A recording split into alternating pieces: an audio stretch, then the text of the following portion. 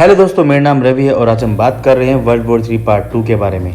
और जैसे कि आप लोग जानते हैं कि रूस और यूक्रेन में ज़बरदस्त लड़ाई चल रही है। साथ ही साथ कुछ नए देश भी जल्द इस लिस्ट में शामिल होने वाले हैं। वैसे भी कहते हैं कि एवरीथिंग इज रिटन ऑलरेडी, और ऐसी ही बात आप लोगों ने सुनी भी होगी जब संयुक्त राज्य अमेरिका पर वर्ल्ड ट्रेड सेंटर पर हमला हुआ था। उस समय दो लोगों के बारे में आपने सुना भी होगा, नास्ट्राडामस और बाबा वैंगर के बारे में। बताया जाता है कि उन्होंने पहले इन सब की भविष्यवाणी की थी। ऐसी भविष्यवाणी उन्होंने 2022 और 2023 के लिए भी की है।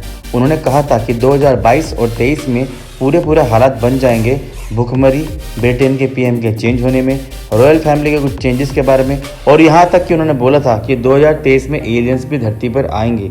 लेकिन साथ ही साथ गाइस, जिस दौर से हम लोग अब गुजर रहे हैं उसी दौर के बारे में हम अगर बात करें तो उन्होंने वर्ल्ड वॉर 3 के बारे में भी चेताया था कि 2023 में पूरी संभावना है कि वर्ल्ड वॉर 3 होगा। तो आइए दोस्तों जानते हैं वर्ल्ड वॉर 3 की नई अपडेट्स के बारे में। ईरान व संयुक्त अरब अमीरात वॉर। संयुक्त अरब अमीरात और ईरान के बीच स्थिति ठीक नहीं है। खबर है कि ईरान किसी भी वक्त सऊदी अरब पर हमला कर सकता है। ये खुफिया जानकारी सऊदी अरब ने अमेरिका से शेयर की है। सऊदी अरब में ईरान कई जगह हमले कर सकता है। ये खुफिया जानकारी सामने आते ही खाड़ी देशों में मौजूद अमेरिकी सेना को हाई अलर्ट पर रखा गया है। अगर ईरान ने सऊदी अरब पर हमला किया तो दुनिया फिर से एक विश्व युद्ध के मुहाने पर पहुंच सकती है। अब जानने की बात यह है कि ईरान संयुक्त अरब अमीरात पर हमला क्यों करना चाहता है। सऊदी अधिकारियों ने कहा है कि ईरान सऊदी अरब के अलावा एरबिल, इराक पर भी हमला करना चाहता है, जहां अमेरिकी सैनिक स्थित हैं। कुछ मीडिया रिपोर्ट्स की माने तो इन सुनियोजित हमलों का इरादा इस्लामिक राष्ट्र के नेतृत्व के खिलाफ ईरान में हो रहे विरोध प्रदर्शन से ध्यान भटकाना है। मीडिया रिपोर्ट्स के मुताबिक खुफिया जानकारी साझा करने की पुष्टि करने वाले अधिकारी में से एक ने बताया है कि यह हमला 48 घंटे के भीतर ही हो सकता है। नॉर्थ कोरिया और south Korea war. North Korea की तरफ से बैलिस्टिक मिसाइल छोड़े जाने के चलते साउथ कोरिया से लेकर जापान तक हड़कंप मचा हुआ है। इसके बाद जहां जापान में रेड सायरन बजने लगे तो वहीं दूसरी तरफ साउथ कोरिया भड़क उठा है। साउथ कोरिया के राष्ट्रपति ने पियोंगयांग के ताजा उकसावेपूर्ण कार्रवाई पर तत्काल कदम उठाने का आदेश दिया। इसके साथ ही साथ साउथ कोरिया की जल सीमा के पास बैलिस्टिक मिसाइल गिरने कुछ समय बाद ही नॉर्थ कोरिया की तरफ से कम 10 अलग तरह की मिसाइलें छोड़ी गई हैं। सियोल मिलिट्री ने पहली बार इसकी पुष्टि की है।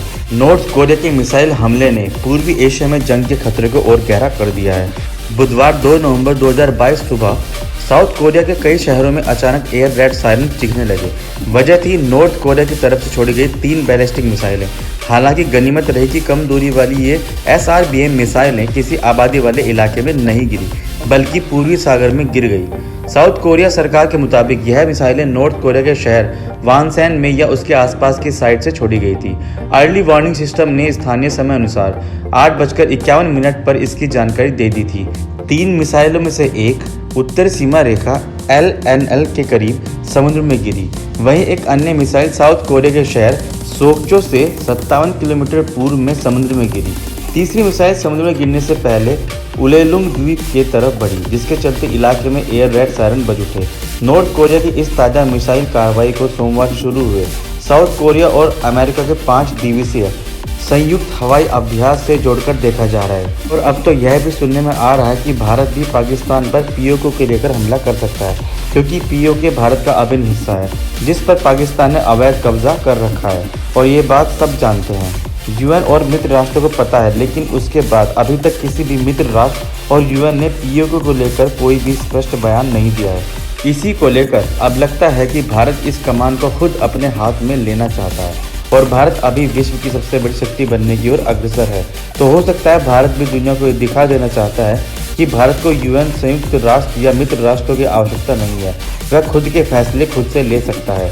तो दोस्तों, आपने देखा किस तरह से दुनिया वर्ल्ड वॉर 3 के मुहाने पर खड़ी है। और हो ना हो आपको एक दिन यह ज़रूर सुनने को मिलेगा कि वर्ल्ड वॉर 3 शुरू हो चुका है। चलिए दोस्तों, मिलते हैं फिर किसी नई वीडियो के साथ किसी नए टॉपिक पर। अगर आपको वीडियो अच्छी लगी तो उसको लाइक कीजिए, शेयर कीजिए और सब्सक्राइब कीजिए। Thank you so much, bye bye.